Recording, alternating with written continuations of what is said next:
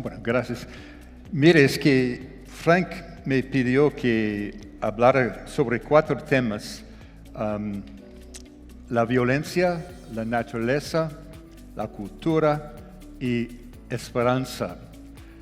En otras palabras, como toda la historia de ese increíble y redentora país, como una canción de José Barros.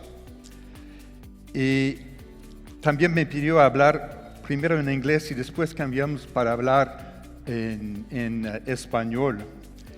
Pero anoche recibí una carta de una amiga en Cali, Catalina Vélez, una de las chefs más famosos en Colombia. Ella tiene un restaurante domingo que la comida de ella no es como comida, es más como poesía u oración. But she reminded me that these are not 4 isolated themes, but 4 ways of naming the way a country thinks about itself. Violence is not just a fact, but a landscape, not merely a rupture, but a territorial wound. Nature is the oldest trace of our belonging, something that precedes and exceeds us, and it teaches us reconciliation without words. And culture is memory in motion, and for Colombians, it's a collective exercise of narrating life even when life itself has been fractured and broken. And hope is the bravest way to restore humanity to the future. Hope is not an illusion, but rather an ethical decision, a compass that points the way to the possibility of forgiveness, and forgiveness is a state of being. And reconciliation reimagines the present without denying the shadows of the past, allowing memories to be a bridge to the future. So forgiving is not forgetting, Kata wrote, but allowing something else to grow on top of it, like those stubborn plants that sprout from the rubble after a fire. Now, to be sure, Colombia has been convulsed for more than 60 years by a war that left 400,000 dead, 100,000 missing. And yet, in a nation of 50 million people, the total number of combatants never exceeded 300,000 people. So the vast majority of Colombians were innocent victims of a war that would never have lasted a decade without the unprecedented profits of the drug trade. Without the black money, the struggle of the leftist guerrillas would have fizzled away years ago, and the Paracos may never have come into being. And so Colombians have lived with the consequences of this trade for 2 generations. 5 million people leaving the country, 7 million internally displaced. How different the United States would feel about its war on drugs, not to mention its casual consumption of cocaine, if they knew that as a consequence of such an obsession, no fewer than 80 million Americans would be forced to leave their homes. Cocaine has been the nation's curse, but the engine driving the trade has always been consumption. And so the ultimate responsibility for Colombia's agonies really comes to every person who has ever used illicit cocaine and every foreign nation that has curbed its prohibited the drug without curbing its use in any way. So Colombia is most assuredly not a place of violence or of drugs. It's a place of colores y cariño, where the people have endured and overcome years of conflict precisely because of their character, which is informed by an enduring spirit of place, a deep love of a land that is the most bountiful on earth, home to the greatest ecological and geographical diversity on the planet. And it speaks volumes of the strength of the Colombian people, that through all those difficult years, the nation maintained civil society, maintained its democracy, grew its economy, greened its cities, created millions of acres of national parks, and sought meaningful restitution with scores of indigenous cultures, a progressive record unmatched by any nation states. And today, of course, 2 generations of young Colombians forced to flee the conflict have returned with skills in every conceivable vocation. And this perhaps will be the big real peace dividend. As Colombians within the country discover the nation for the first time, it's been realized that one of the great benefits, if there could be a benefit of the war, was the fact that vast areas of the nation were left alone. And so Colombia has this remarkable opportunity to decide the fate of its greatest asset, the land itself, along with the forests, the rivers, the lakes, the mountains and streams. So if the lowland forests of Ecuador, for example, have since 1975 been totally transformed, the Colombian Amazon, though now under threat, remains an essentially roadless expanse of pristine forest. Rarely has a nation-state been given such an opportunity to reimagine its future. And as Colombians chart their way forward, everything hangs in a balance. And some months ago, outside of Santa Marta, an old friend and revered Arahuaco Mamo Camilo, me dijo que la paz no vale nada si es solamente una manera en que los varios lados de conflicto pueden unificarse para mantener una guerra contra la naturaleza. Tenemos que tener paz con todo el mundo. Well, in a short story by Jorge Luis Borges, a European woman asked a professor from Bogota, "What does it mean to be Colombian?" And the man hesitates before replying, "I don't know. It's an act of faith." Colombia is like that. Magical realism, celebrated as Colombia's great gift to literature, is within the country, as you know, simply journalism. Gabo was a journalist. He simply wrote about what he saw, and he just happened to live in a land where heaven and earth converge on a regular basis to reveal glimpses of the divine. Only in Colombia can a traveler wash ashore in a coastal desert, follow waterways as wide as the sky, ascend narrow tracks through dense tropical forests, and reach in a week Andean valleys as gently verdant as the most temperate landscapes of the old world. No place in Colombia is more than a day away from every natural habitat found on Earth. In 1943, when my professor, the legendary botanical explorer Richard Evans Schultes, first encountered the haunting massifs of Chiribiquete, he described the entire primordial landscape as God's first workshop. From these tentative experiments, Schultes wrote, God went out to build the world. And he surely began with Colombia. From the south, the Andean Cordillera hits the Colombian frontier, and as if broken by a stronger spirit, it suddenly coalesces into the forge of the Macizo Colombiano, this rugged knot of mountains that gives birth to not only the three great branches of the Cordillera, the Rio Magdalena, the Rio Cauca as well, the Rio Patia, the Rio Putumayo, the Rio Caquetá. It defines the geography and the dreams of the nation. And as you cross the Macizo on these ancient stone paths that fall away like mercury into the rainforest, there is a place where you can sit down, and if you have the Magdalena, a mere quebrada to your left, you are touching the birth of the Cordillera Oriental. If you just step across the quebrada and touch the dirt, you're touching the birth of the Cordillera Central. You can literally sit down and touch the geographical origins of a great nation. And with such a beginning, it should not surprise us that Colombia is the richest nation biologically on Earth.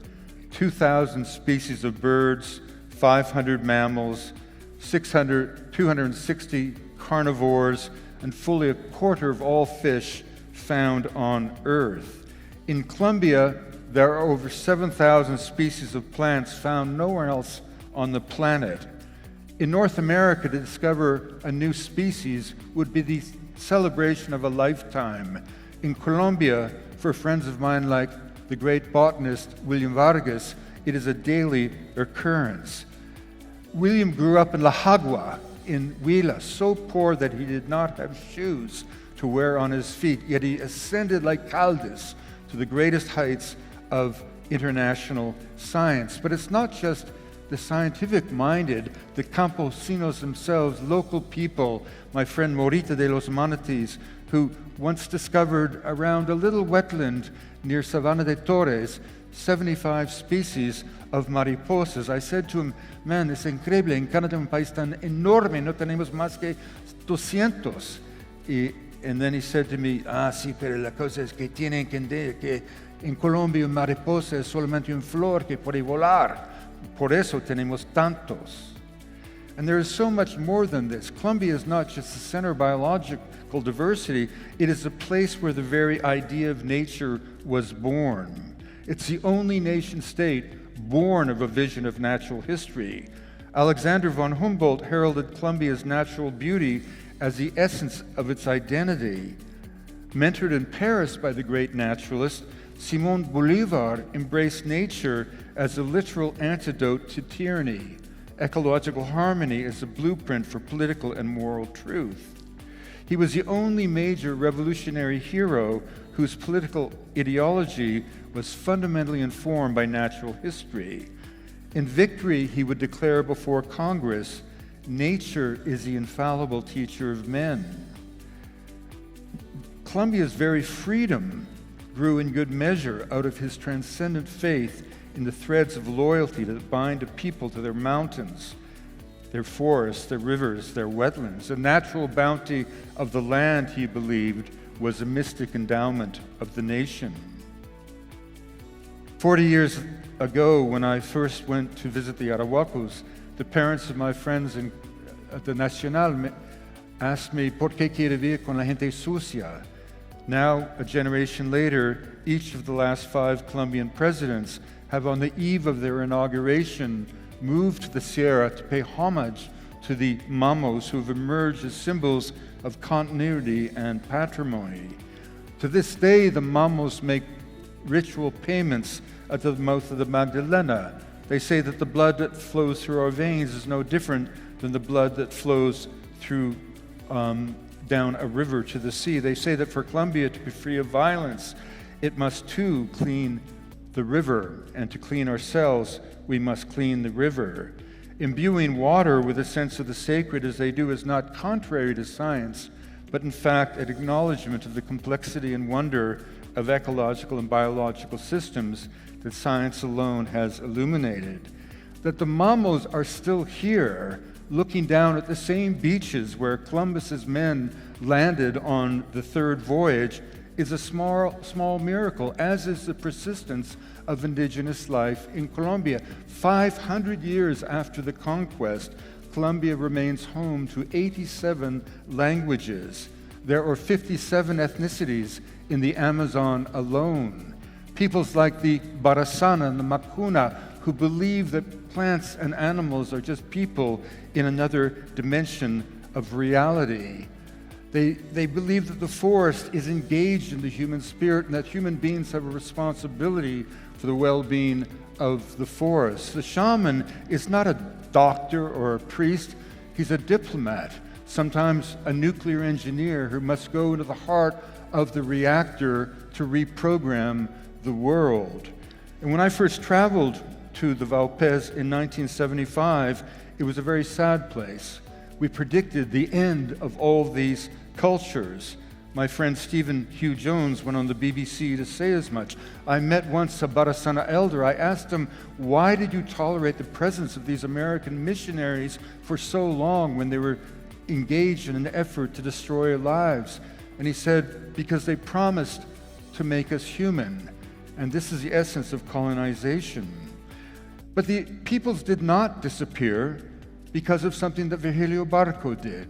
In 1985, he said to Martin von Hildebrand, do something for the gente indígena. And in 5 remarkable years, Martin did more than something. He established over resguardos, over 162 of them, over an area of land the size of the United Kingdom. And before as this veil of isolation came down on the country in the wake of the troubles of the federal state, an entire new dream of culture was reborn. Stephen came back with us to make a film for National Geographic 20 years later, and he entered the Maloca, and he saw 200 men and women in ritual regalia dancing, and he went back to the satellite phone and he called his wife in London, and having predicted that these people would disappear, he said to his beloved wife, "The only thing that has disappeared are the fucking missionaries." Well, like many Colombians, I long turned my back on the Magdalena. My book, One River, or El Rio, 600 pages long, a story of Colombia, the word Magdalena appears less than a dozen times. How strange. After all, the Magdalena is a story of Colombia. Colombia as a nation is a gift of the river. And part of that gift, of course, is music. Colombia has been described as a land of 1,000 rhythms. Ethnomusicologists have in fact identified 1,025. And as Carlos Vives told me, cumbia is the mother of all our rhythms: poro, chande, puya, tambora, salsa, of course vallenato. But the mother of cumbia is the Magdalena. What the Magdalena needs is what Colombia needs. And this notion of cleaning the river is something that I encountered everywhere I went on my journeys over the 5 years to write the book Magdalena. Para limpiar el río tenemos que limpiar nuestra alma. Y para limpiar nuestra alma hay que limpiar el río. Y la música es el corazón del país. Yello, one of the great players of the Caño de Milo, always says that without the sound of birds, his instrument will fall silent. He communicates with the birds through his music, and one of his most famous songs is a simple account of the gifts of nature brought to a man through the grace of a bird. So where does hope lie? It lies in the poetry of the fishermen at Bocas de Cenizas, who decorate their homes with poetry as if in conscious defiance of despair. It lies in the hearts of ordinary Colombians like Aldelfa, 84 years, a Gaitanista who said that God left her town of Murillo the day that Gaitan was killed. But then Gaitan returned. All Colombians remember the tragedy of Armero, but few Colombians remember the miracle of Murillo, because that same river of dirt and ice that buried Armero came right upon Murillo.